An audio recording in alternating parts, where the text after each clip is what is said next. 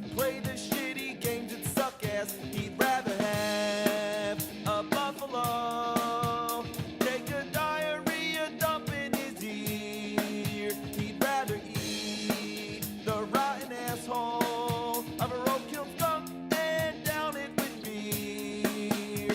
He's the angriest gamer you've ever heard. He's the angry Nintendo nerd. He's the angry Atari Sega nerd. He's the angry video game nerd. It's the mid-90s. Super Nintendo and Sega Genesis were the two big competitors. The 16-bit era was coming to an end, while the next generation consoles were on their way. The Sega Saturn, the PlayStation, and the Nintendo 64 were ready to hit the scene. The graphics were getting better, and video game companies were racing their technology to a never-ending finish line. During the ongoing delay of the Nintendo 64, Nintendo announced a new product to fill the time and continue their successful line of portable game systems, beginning with the Game & Watch games and the Game Boy.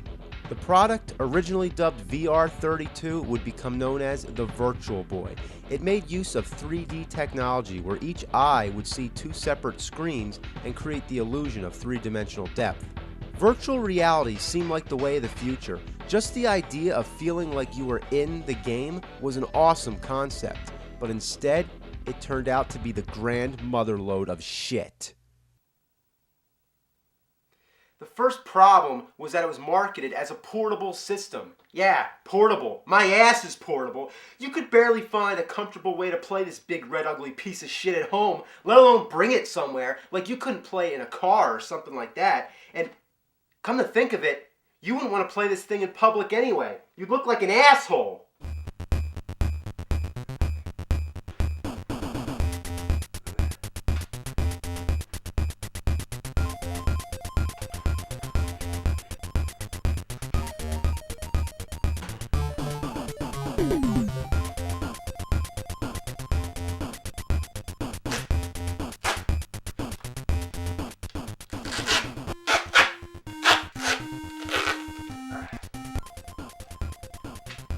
Why isn't there a head strap? Let's think about this. This must be one of the worst designs for any invention in history. It's basically a pair of goggles on a stand. To me, that translates to a pair of eyeballs on legs. The controller's really weird too. It has two D-pads and the battery pack is attached to it. You can swap it with an AC adapter, but when you're playing on a table, it can come loose and shut off your game. The 3D effects are hard to focus and they strain your eyes. There was even a warning on the box that said it could cause headaches and seizures. That's great, right? It's like the cherry on the shit sundae. How would you like to play bad games and have a headache too? But before I say the games are bad, let's take an honest look. Unfortunately, the only way I can record these games is to zoom into the eyepiece, so please excuse the guerrilla-style videography. Let's begin with Mario's Tennis. This was one of the first Virtual Boy games to be released, and it's usually the first one that most people have played. It starts out with Mario hitting a tennis ball right into your face. The 3D effect is actually pretty effective, but without experiencing the actual game, you can't see it. Now, the main thing that disappointed everybody right from the beginning was the fact that the games are all in red and black. Now, the original Game Boy was in black and white, or black and greenish yellow, whatever, but the Virtual Boy was supposed to be cutting edge, so it was fair to expect it to be in color. What a letdown. Now, as for the game itself, it's just tennis, but with a selection of Mario characters. Not bad, but nothing special. The big problem for me personally, what the hell kind of virtual reality game is this? I don't feel like I'm on the court interacting. I would have expected this to be in a first-person perspective. The whole idea of virtual reality is to simulate the experience of the game like you're actually in the environment. It's supposed to feel like reality, hence the term virtual reality. Here's another one, Galactic Pinball. Well, it's just a pinball game with a space theme. The 3D effects are pretty shallow on this one. Nothing ever really comes up in your face. To use the paddles, you hit the buttons on the bottom of the controller, which feels like using a real pinball machine, but you expect to be able to hit the button harder to hit the ball harder. So in the long run, it just makes you wish you were playing a real pinball machine instead, or anything other than this. I feel like I'm taking an eye exam. And speaking of that, my eyes are starting to hurt already. If you play this long enough and go blind, you can really become the pinball wizard. Okay, now we have Teleroboxer, kind of like Rock'em Sock'em Robots. And holy shit, it's a first-person perspective. This is a little more like virtual reality. The gameplay is pretty much the same as Punch-Out. You can punch to the face, punch the body, hook, uppercut, duck, dodge, and you can make use of both D-pads, which individually control each arm, so you can block with one arm and punch with the other at the same time. It's not bad, and the 3D effects are cool, especially when your opponent knocks you out. Next up, Red Alarm. Well, red is right. All the games should have had red in the title. It's basically a flying game like Star Fox. Remember what the graphics looked like on Star Fox? Everything was a polygon, but imagine that in red and black without any rendered shapes whatsoever. Everything's just a wireframe. It looks like a game that hasn't been finished. Worst of all, it's disorienting. If only there was some kind of texture, you'd be able to see where the boundaries are. But without it, you're just flying around with a bunch of lines. Often I think I'm flying into an opening, but then I just find I'm butting against a wall. Look at this. Where am I supposed to go? One thing that's cool is that you can switch camera angles. I choose the POV because, after all, isn't this supposed to be virtual reality? Unfortunately, Red Alarm and Teleroboxer are the only two Virtual Boy games to have this feature. Next up is Wario Land. You take control of Wario with one basic goal: reach the end of each level. Along the way, you gotta find keys to open doors, collect treasures, and fight enemies. You stomp on them, throw them, or dash into them. There's also parts where you can leap into the background, obviously trying to cater to the 3D gimmick, but it's actually a good game. Damn good. But only one problem. It's on Virtual Boy. Next we have Panic Bomber. It's a puzzle game, and a decent one I might add. Basically, things fall down and you gotta match 3 of a kind in a row, in a column, or diagonal. The match pieces disappear and you get bombs. When a lit bomb falls, you can use it to blow up the other bombs. Now, I have one question. Why in the holy mother of fuck does this need to be on Virtual Boy? It's a puzzle game. This is the kind of thing that belongs on Game Boy. Not only is there nothing remotely 3D or virtual reality based, you can only play it alone. Aren't puzzle games most fun when you have friends to play with? Well, Virtual Boy actually had an extension port for a multiplayer cable. It would have been used to link 2 Virtual Boys, much like the Game Boy did. But the only problem, they never released the cable or made any games that supported it because the Virtual Boy sucked so hard it was retired before such a thing could be released. Next, we're up to Mario Clash. Every Nintendo console had its own definitive Mario title, and this, you would hope, would be decent. But what you get is basically a remake of the original 1983 Mario Bros. Arcade. Each level is just one screen, and the goal is to knock out all the enemies, except for the Koopas. You stomp on them and use their shells to throw at the other enemies. Some of the enemies, like the ones with the 3 spikes on their back, have to be killed from a distance. So it's basically Mario Bros. With the background and foreground. What bothers me about this game is just one simple problem. They swapped the buttons. B is jump and A throws shells. How did they fuck up the controls for a Mario game? Why change what we grew up with? Why change what's been firmly planted in our brains since childhood?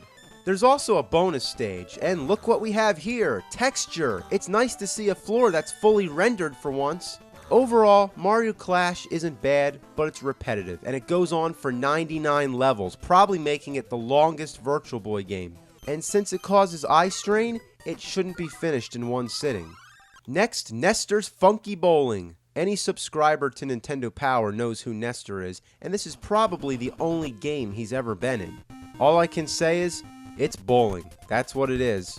But I don't know what's so funky about it. It's just an average bowling game with the same 10 pins over and over. The animation on Nestor's reactions is pretty fun to watch, but other than that, there's not much to say.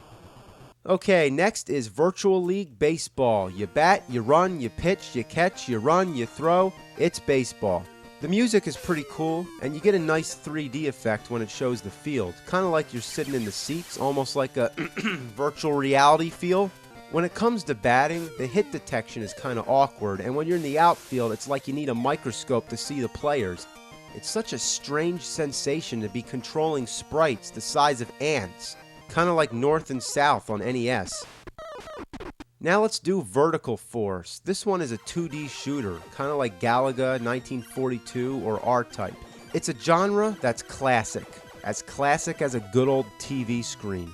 The only 3D part is that you can switch between two different altitudes, so it's kind of like 2D 3D. Sometimes you gotta fly up or down to avoid obstacles, but most of the time you can just stay where you are. The 3D effect isn't even that deep anyway. This is another perfect example of a game that doesn't need to be on Virtual Boy. Next is Golf. That's it, just Golf. Of all the games with this title, I'd stick to Golf on NES. You pick your club, you line up your shots, and that's about it. Just the idea of playing an 18-hole course on this makes me sick. The graphics are decent, but they beg to be in green and black rather than red and black. Well, it would be nice if it was in color, but let me tell you, if there's one color that I imagine when it comes to golf, it's fucking anything but red. Next we have 3D Tetris. Now anyone who's familiar with Tetris will immediately understand the concept. Blocks fall down and you have to put them together without leaving gaps. Anytime you fill a whole row, they disappear, and the only difference is that it's in 3D, but that means it moves along a lot slower because there's a lot more space to fill. The A and B buttons turn the blocks around in the second dimension, while the right D-pad flips them in the third dimension. The left D-pad moves the pieces around to where you want to drop them, and it works quite well. 3D Tetris and Teleroboxer are the only two Virtual Boy games that use both D-pads to do something different. Until the blocks drop down, they're transparent and they have little shadows to help you tell where they're going to land. Also, the layout keeps moving, so they basically tried everything they could so that you won't get confused, but still, it's a little hard to tell what you're doing. The 3D aspect isn't even very unique. They could have made a game like this on just about any other console at the time. While the Virtual Boy does place parts of the graphics in front of other parts, the blocks here are just two-dimensional shapes drawn to give the feeling of the third dimension without actually doing so. It's like if I just draw on a piece of paper. There, that's 3D. I'd say just stick to regular Tetris. Well, now we save the worst for last. It's Waterworld. Now, let's just stop for a moment and take this in, okay? Waterworld on Virtual Boy. It's like puking on a pile of shit. Alright, here we go. Ocean presents Waterworld. How ironic. Well, as far as the graphics go, too bad they couldn't use the color blue. I mean, they had two choices for the water. It could have been red or black. Well, at least they chose black, because if it was red, we'd be calling it Blood World. Either way, it looks like shit. It does look like shit. The object of the game is just to shoot everybody and rescue the people. It's basically a remake of Defender. There's not really any goal other than getting a high score, which really helps since it doesn't save any data. There's actually a 9-player mode, which I honestly find hard to believe. Could you imagine passing the Virtual Boy around a room to 8 other people? I'd rather drink Kevin Costner's recycled piss water. Waterworld is the only movie-based game on Virtual Boy, and doesn't it seem like a match made in heaven? It's a perfect analogy.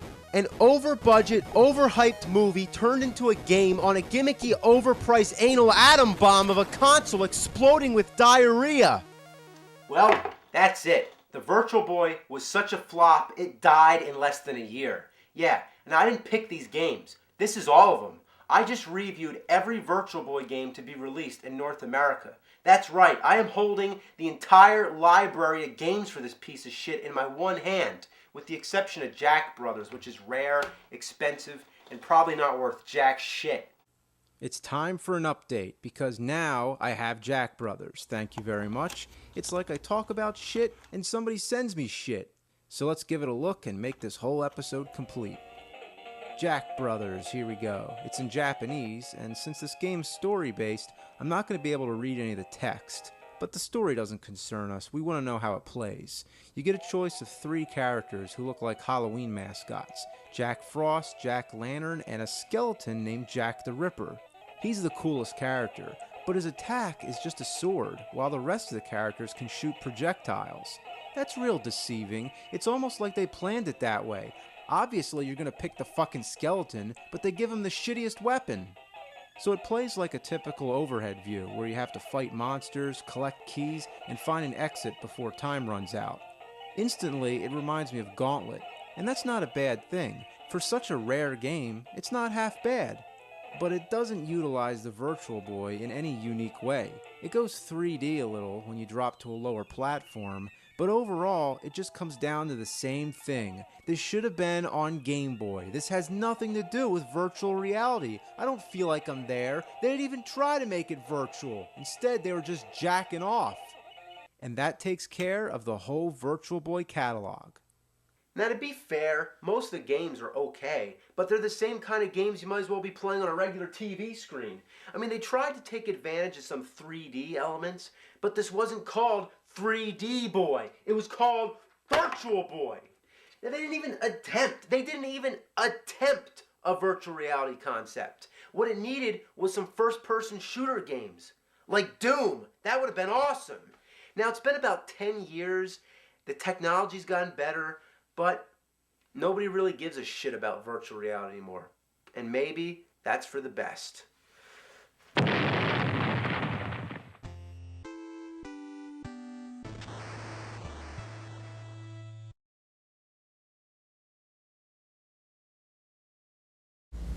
It does look like shit.